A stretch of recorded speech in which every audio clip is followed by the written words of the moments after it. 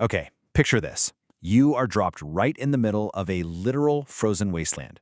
You've got absolutely nothing but the clothes on your back, no safety nets, zero modern comforts, just you, the most extreme elements on Earth, and the pure, raw will to endure. Let's dive right into this explainer and break down a truly monumental 7-day challenge where a crew of 6 guys push themselves to their absolute breaking point in the freezing Arctic. Now, the crazy thing is why they were doing this. This whole grueling expedition was fueled by this immense psychological burden. Jimmy, the leader of the crew, laid it out perfectly. He just said, "I'm not failing again." You see, this extreme ordeal actually stems from a massive, crushing defeat they had during a previous survival attempt on an island. That specific failure transformed this new Arctic challenge into a desperate, super high-stakes quest for redemption. It's kind of fascinating, right? How past failures can become just the ultimate, unyielding fuel to survive. So, how on earth do you actually survive a whole week under these brutal conditions? Well, the rules they set for themselves were ridiculously strict. First off, no tents allowed. None. They couldn't rely on standard, cozy camping gear to block out those deadly winds. Instead, they had to rely 100% on their wits, their teamwork, and honestly, whatever the unforgiving environment threw at them. And I mean unforgiving. The second their boots hit that 2 feet of deep Arctic snow, a literal ticking clock started. We're talking about hypothermia. It isn't just, feeling a little chilly. It's a highly dangerous, potentially fatal drop in your core body temperature, caused by being out in the cold for too long. From minute one, the environment was actively trying to shut their bodies down. They were instantly racing against the elements. So, to escape that deadly exposure, their very first move was to frantically dig out a snow cave. Just think about the contrast here. Outside, sub-zero temperatures, howling winds, and a very real risk of freezing to death. Inside the cave? Well, it was cramped, and they were packed in there tight like sardines. The only warmth they had was whatever marginal heat they could share between their own bodies.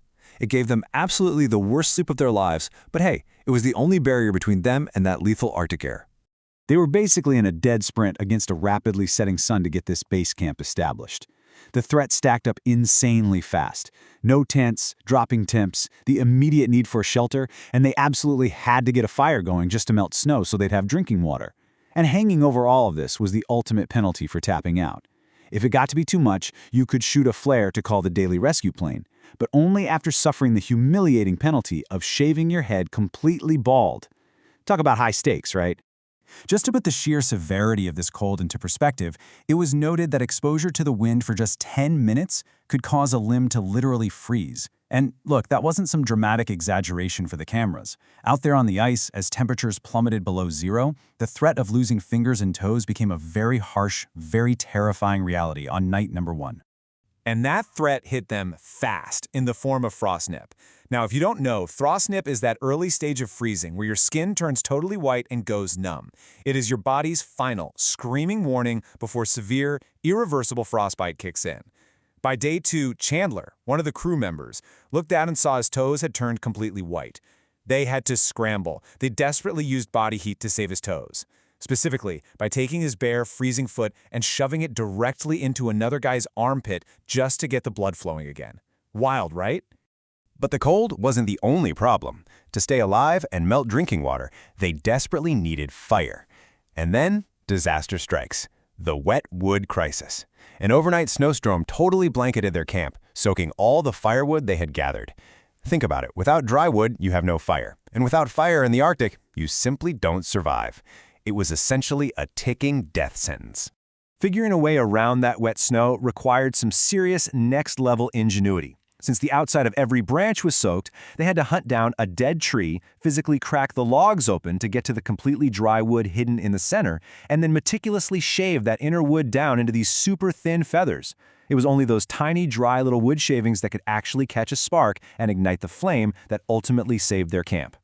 As you track their progress, the tension just completely snowballs. Day 1 was a frantic fight just to get fire in a snow cave. Day 2 brought that terrifying frostnip scare.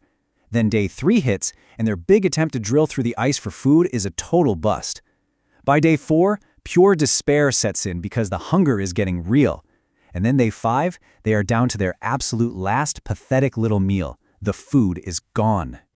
Mid-week, they hit what you can really only call the abyss. Just pure starvation and misery. Morale was absolutely rock bottom. You see, their first attempt to auger through the frozen lake completely failed after 4 grueling hours of backbreaking labor. Why? Get this. After digging 6 agonizing feet deep into solid ice, they realized the drill they brought simply wasn't long enough to hit water. They burned a massive amount of calories for absolutely zero payoff. So by day 4, they are at a terrifying breaking point. Their clothes are soaking wet, which is, a massive hazard in sub-zero weather. A huge blizzard is rolling in, completely grounding the rescue plane, meaning nobody's coming to save them even if they launch a flare. They've choked down their last ration of beef sticks, 0 food left. They're completely stranded, totally out of gas, and staring down hypothermia if they don't find calories immediately. Facing actual starvation, they make this desperate tactical pivot. Pushing their exhausted bodies to the absolute limit, they go on a massive trek to find a better fishing spot. And this was so smart. They used a drone to scout out a river, knowing the flowing water would make the ice thinner. Then it was cross-country skis across the lake, swapping to snowshoes to bash through the dense forest, until they finally found a spot to drill a fresh hole and drop their lines. Now let that number sink in for a second. 7. That represents the agonizing 7 hours they sat waiting by that river in the freezing, howling wind. Just imagine sitting perfectly still on a block of ice for 7 hours, slowly going numb, staring at a little hole in the ground, just begging for a single bite to give you the energy you need to survive. The tension absolutely skyrocketed when Jimmy finally hooked a fish. But then, disaster. He lost it right at the very edge of the ice. He had it coming up sideways, tried to grab it barehanded, and boom, it slipped right back into the black water. The utter panic and the shout, "I had it in my hand, did you just lose it?" Man, it almost caused a full-on psychological breakdown for the whole starving crew. But they figured if there was one fish down there, there had to be more. And thank goodness that sheer perseverance paid off. Hearing the scream of, "We got one! We got a fish!" it completely shattered the despair. The euphoria of finally landing that catch instantly changed the entire game. In 1 second, they went from the absolute brink of total failure to actually securing their survival. At the end of the day, they pulled exactly 2 fish out of that hole.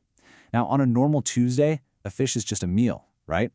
But out there, where every single calorie literally dictates whether you live or die, those 2 fish provided enough fuel to literally save their lives. It gave their frozen bodies the physical and mental warmth they desperately needed to endure the rest of the week. So as we wrap up this explainer, I really want you to think about this. If you were pushed to the extreme brink of freezing and starvation, what would drive your will to succeed? For this crew, an intense fear of failure pushed them to conquer the unforgiving Arctic using sheer grit, teamwork, and ingenuity. It definitely makes you wonder, what kind of untamed resilience is hiding inside of you, just waiting for the right hurdle? Thanks for hanging out with me, and keep exploring the incredible ways the human spirit can endure.